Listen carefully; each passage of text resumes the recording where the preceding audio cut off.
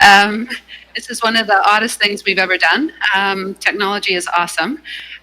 So I'm Janice Abbot. I'm here in the Windy City, and hopefully the wind isn't interfering with your ability to hear us all. We're at the Pan-Canadian Voice for Women's Housing, day 2, coming to the end of day 2. I want to start by acknowledging we're on the traditional territories of the Anishinaabe, Oji-Cree, Dene, Ojibwe, and Cree people, and the homeland of the Métis people, or the Métis Nation. And I'm with Annetta Armstrong from the Indigenous Women's Health Healing Center and Lori English from the West Central Women's Center. Lori and Annetta are the co-chairs of this year's symposium. And I'm going to give a brief history of the symposium and then turn it over to Lori and Annetta to let you know what we've been doing up until now. So this is the 3rd annual Pan-Canadian Voice for Women's Housing. It was much like the Feminists Deliver conference, born from an idea that women don't have as much opportunity as we need and would like to get together and talk about issues that affect women, and also to talk about things that we have in common across the country. Even though there's vast differences across this country, there's also many things that we share, many struggles that we share. And the Pan-Canadian Voice for Women's Housing was an opportunity for all of us to get together and to lift each other up, to support each other. So we recognize there's vast inequity across the country in terms of how money is spent. Provinces, different governments, more and less committed to women's housing. So this was also an opportunity to lift each other up and advocate for each other, even though we're from far away from each other. So I'm going to turn it over to Lori English first, and then Annetta, just to give you an update on what we've been doing so far.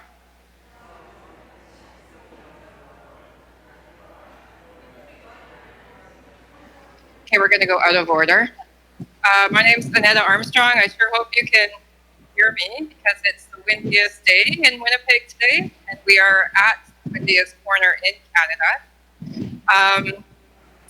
I just wanted to say this is my third of the 3 times attending this national conference, and I'm always honored to attend and listen and be heard about all of the housing issues that women face across Canada.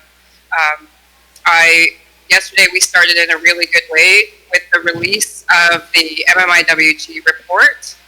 It was a very, very emotional morning, and I'm thankful that we had an elder join us. We had a significant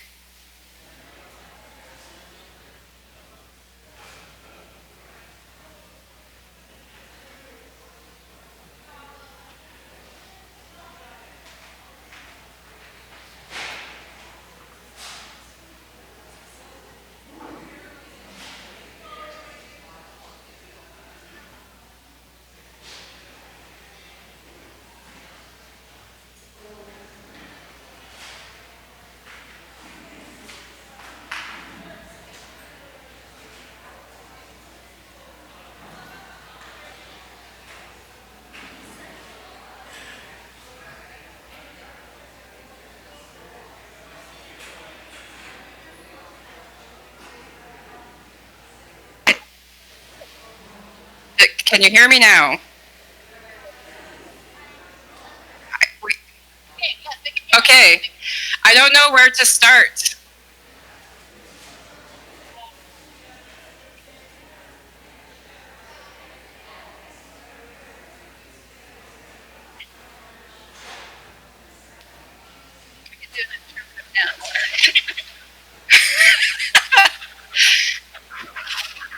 Sorry, I just don't know where to start. I can repeat myself, I suppose.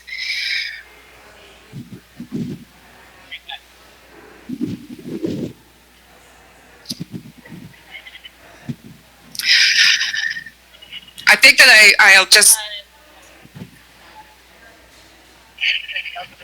Okay, yeah, it was a good way to start the morning with the elder yesterday. We had a significantly emotional sharing circle ceremony with all of the women from across Canada here. It was very emotional, and there were a lot of tears, and we all kind of feel that we started off the conference in a good way, honoring the missing and murdered Indigenous women and girls across Canada.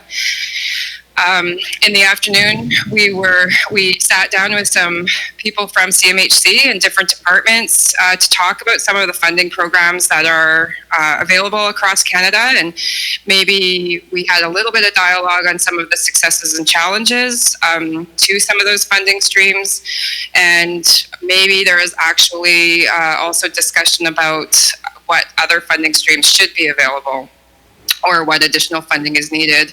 So it was a very jam-packed day. We kind of wrapped things up on the first day by having some tours of some local organizations. And then we had an excellent dinner that was hosted by a social enterprise here in Winnipeg. So it was delicious. Yes. Hi everyone, my name, as Janice said, is Lori English, and so I'll walk you through day 2, which we're just about to wrap up now. So this morning, our purpose was to come together to look at the calls to action that this symposium developed last year and presented to CMHC at the end of our symposium last year. So our first step this morning was to ground our work, as we try to always do, in lived expertise. And so we opened the morning again with an elder and a smudge and a prayer from our elder.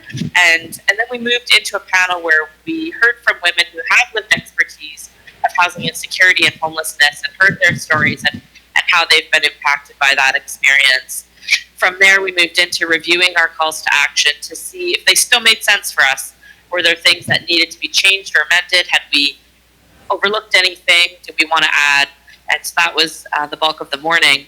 After lunch, we took some time to talk about how we want to measure progress being made on these calls to action. There are 6 of them. And so we met with evaluators in small groups and looked at what measurement tools could look like to make sure that our colleagues in government are making good progress on what we're putting in front of them. And the piece that the group is working on right now is how we want to present those calls tomorrow, when our representation comes from CMHC and various other departments. We have representation coming from ESDC, Women and Gender Equality, and ISK, yes. So they'll all be with us tomorrow morning when we present back our calls and ask some pretty pointed questions to those folks.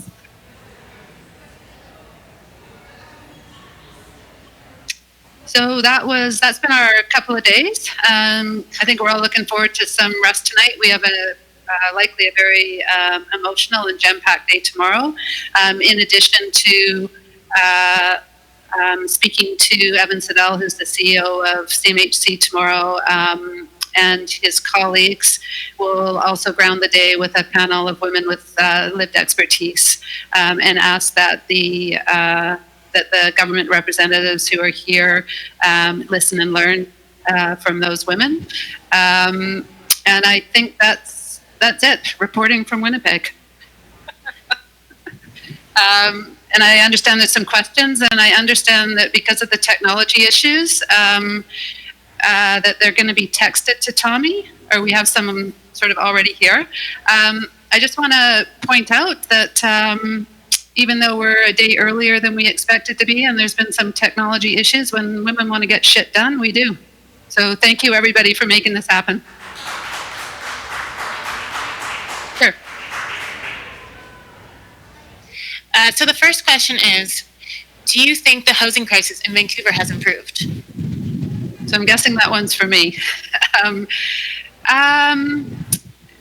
The short answer is not very much. I think that there have been some measures put in place by the provincial government over the last 6 months that that may improve the housing situation in Vancouver, but it's really too early to tell. As everyone here knows, both here as in where you are and everybody here in Winnipeg, we still have far too many women who are homeless, far too many women children who are homeless. Women are still undercounted and underrepresented in homelessness counts. So I don't think we really, I think all of us know sort of inherently through our work how significant the issue is, but I'm not sure anybody else does. And I think there's a lot of work yet to do before we see any significant improvement for women and kids.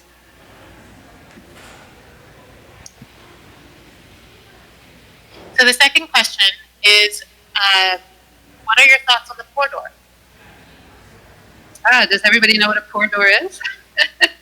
So I'm just going to explain, forgive me, those of you in Vancouver who may have followed this in the news. So in Vancouver, there has been controversy over the enactment of our inclusionary zoning policy, where the City of Vancouver requires that 20% of all new housing in certain areas of Vancouver are non-market or social housing.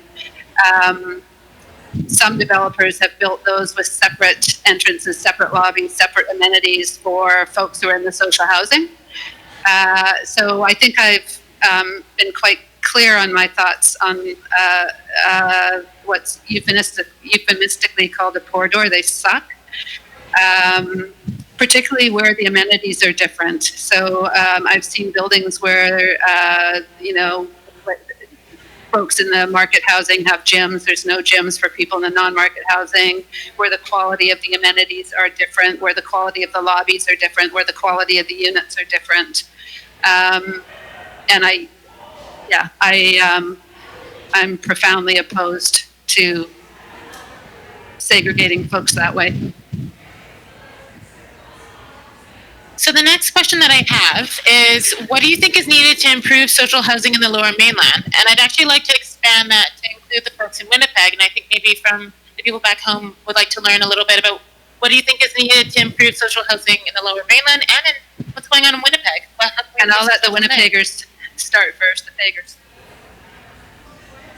Oh, that's a big question. I would say investment in social housing would be a good start. Currently, we aren't seeing investment in building new social housing and not much investment in maintaining the stock that we have. So that's certainly something that needs to be considered to improve it. The move right now is to actually sell off our social housing to nonprofit and for-profit property managers. And so I would say stopping that and investing in creating new units. The wait list right now in Winnipeg is quite long to access social housing. And so it's becoming less and less a reality for women and for everyone, but particularly for women. And right now our rental market rent is just beyond the reach of the women that we work with. So that would be, I guess, the picture from Winnipeg.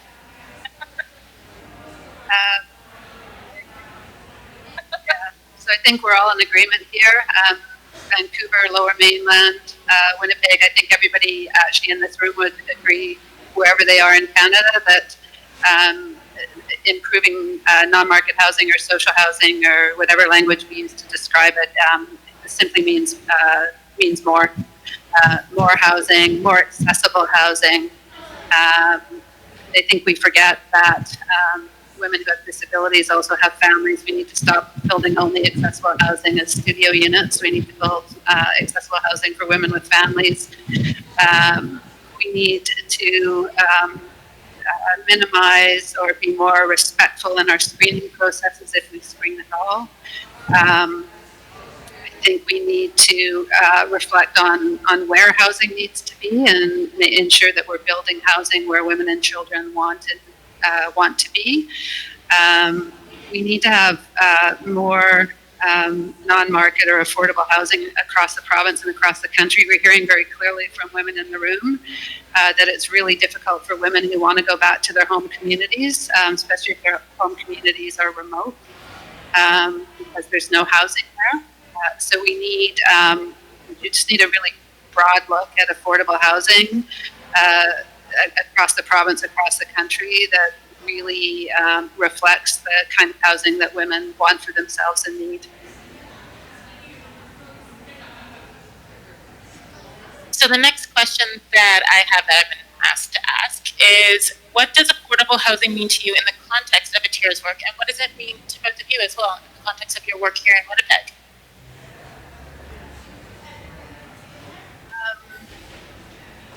Want me to go first? Okay. So affordable housing is a really broad term, and I think there's been criticism about not having a specific definition for affordable housing. I would argue that if we define it too rigidly, that it may not meet the needs of all women, because it means different things to different women and different levels of affordability. We need housing that is what's described by government as deep core needs. So folks who need housing at maximum shelter allowance, a little less, so that they can afford to pay their telephone bills and their hydro bills, especially if it's a private market. We're just all different. So for some women, that might mean a rent stop. They may not want to live in an affordable housing building. They might want to be able to choose their own housing community of their choice. So it's varied, and again, it has to meet the needs of the women who need affordable housing and not be especially not by government. I think it's just the same in Winnipeg. We need to define it. There's risk of being exclusionary, and there's just not enough units for women and their families. Yeah, and I would say here we do actually have a portable housing benefit called Rent Assist, which is available for folks who are either accessing social assistance or who are working but not quite meeting the needs of their rent, and so there's a threshold that they can get top up. We're seeing right now, we've fought really hard for that piece, and we're seeing now moves to freeze that, to not index it to inflation, which will again push people back into poor housing need, which is what we were trying to move away from with having affordable housing benefits, even outside of social assistance. I'd like to add too that there's been not enough, but there's been a fairly robust response to homelessness that I think has benefited men more than it's benefited women, because the focus is on folks who are street homeless, and that tends to be men. We've seen a lot of money put into supportive housing, so housing for folks who are struggling with substance use, who are struggling with mental wellness. We need other kinds of affordable housing. Not everyone needs to be in supportive housing, and there's a huge leap from supportive housing to something that's affordable and independent, and that's just been a gap as and maybe rightly so, as so much focus has been spent on affordable housing. We've forgotten women who need to pay maximum shelter allowance rates, but don't want to live in an SRO or don't want to live in a studio unit or a micro unit. They want to be out in the community. They want to be maybe where they grew up. So I think that's been a gap in housing programs over the last number of years. In a perfect world, what would housing for women look like?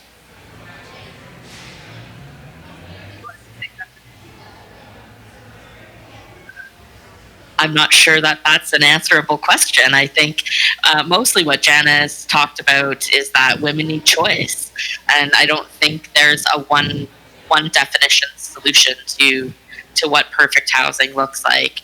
I know that right now in Winnipeg we're working on a strategy to end gender-based homelessness, and when we're talking to women, that our entire strategy has been informed by women with lived expertise, and when we talk to women, some of them tell us they want transitional housing or supportive housing, and some of them tell us they want independent living, and some of them are happy in social housing, and some would rather market rent. And so I think what it means in a perfect world for me is that they have an adequate amount of resources to choose the kind of housing that best meets their needs and their families' needs. That's passing it right on. And maybe the question is more about a guaranteed annual income that makes sense, so that women actually have choice around their housing. So, yeah.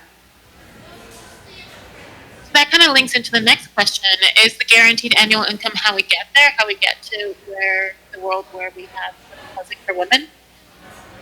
There probably isn't any one way. I think that the situation we're in right now is complex. I think we need more housing. We need quality housing. We definitely need more housing for families. It's really difficult, as everyone probably in this room knows, and in the room in Vancouver. We have no housing for women with lots of kids. So we stopped building 3, 4, and 5 bedroom housing units a number of years ago. And so when you're trying to house a woman with 4 or 5 or 6 or 7 kids, it's next to impossible. So I think we need a guaranteed annual income. We need a really awesome social safety net, so universal daycare. We need communities that lift each other up. We need a guaranteed annual income. I don't think there's any one solution to the situation we're in. We need all of those things in order to support each other. Is there anything else you'd like to say about housing for women and children in your communities?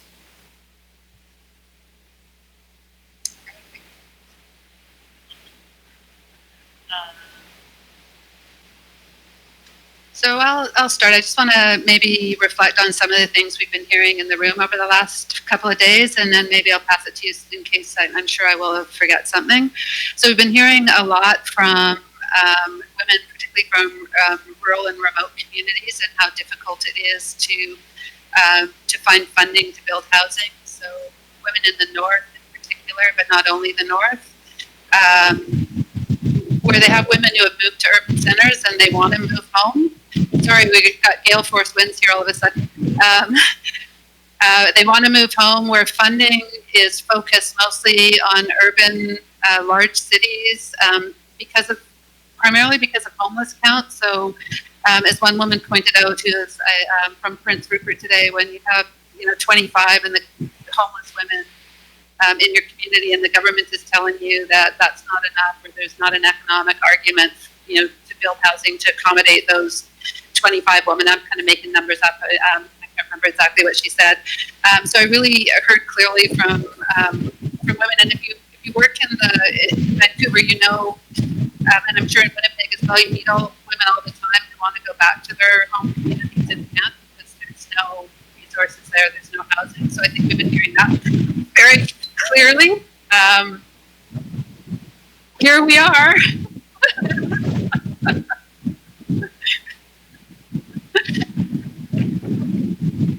So I think they're going to come out and hold again. Hopefully you can still hear us. It's hard to stay focused when we're worried about being blown into the river over this. Yeah, we can hear. We're all okay.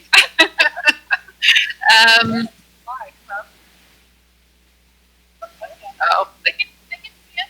Oh, they can hear us. Okay. So I don't know, what else have we been hearing in the room? There's been a lot of really interesting and challenging conversation.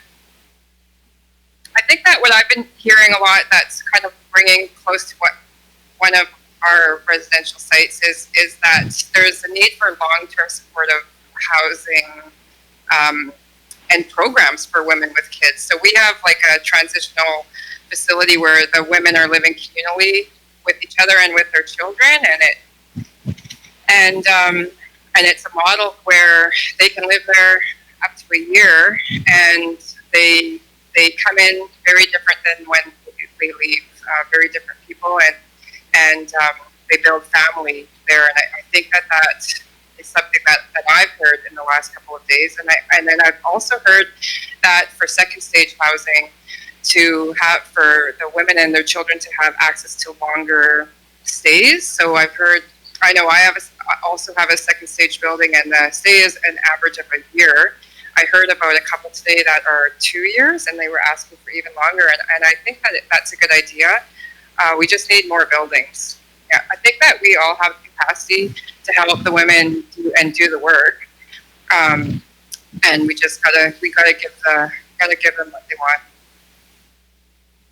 Yeah, I agree with all of that. The piece I would maybe add is just the other message that's been coming through really clear for me is that that we need to stop looking at housing as a standalone issue, that it really is so deeply impacted by all of the things wrapped around it. So, you know, it's connected to poverty, it's connected to violence, gender-based violence, it's connected to a woman's ability to build community. It's not enough to just house her. We need to be able to wrap her with supports in order for that to be successful. And our current programs and funding options don't really create space for that. And so are we working in a way that is setting women up to succeed? And sometimes we're not able to do that. And so I think seeing housing as a core need, but also in the context of a holistic approach to meeting a woman's needs all around. And I'm totally thankful. It's one of the other things we've been hearing really loud and clear here for the last couple of days, and which has been so inspiring and so, you know, in a time when there's so much ugliness going on around us, to be inspired and feel hopeful, and just, again, what women can accomplish together, and how little opportunity we've had over the last 20 years to be able to support each other, lift each other up, and how empowering. And I'm sure for those of you at Feminists Deliver as well, to just be able to be with women and talk about gender issues and talk with each other about what we can do to lift each other up. And so even though we're talking about some pretty difficult issues, we have concerns about application processes and how barriers they are, and how we're not supported as women's organizations to build capacity to be able to, you know, run through the hoops that are required of us in order to access funding or to build anything new. Just how awesome it is to meet each other and to lift each other up and to recognize how empowered we are when we're together. So I've been told that when the camera fell over, it broke a bit, so they can't see us, but they can hear us still, which is good. We also have 10 minutes left. So the question that I had for everyone was, as we were just talking about, we are in a room with 50 or 45 women from all across Canada, diverse women. When we first put this together 3 years ago, this was the first time, 25 years, that women from housing organizations all across Canada were able to gather in one spot and discuss. You spoke a bit about what that means to us, and I'm wondering how we can take that forward for what's going forward, and how we want to see this network and this symposium to keep on going forward. So I'll start it with one of the things sort of elephant in the room, although we are talking about it, the elephant in the room is we're in a federal election year. We all recognize the possibility of the unsupported government from November. We all both feel frightened for what that means for us. We'll spend tomorrow afternoon.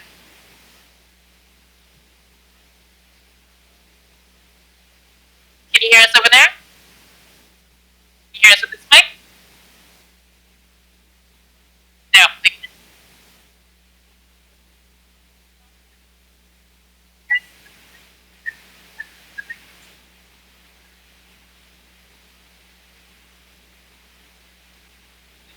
To wrap up, because I can kind of hear us, were there any last thoughts?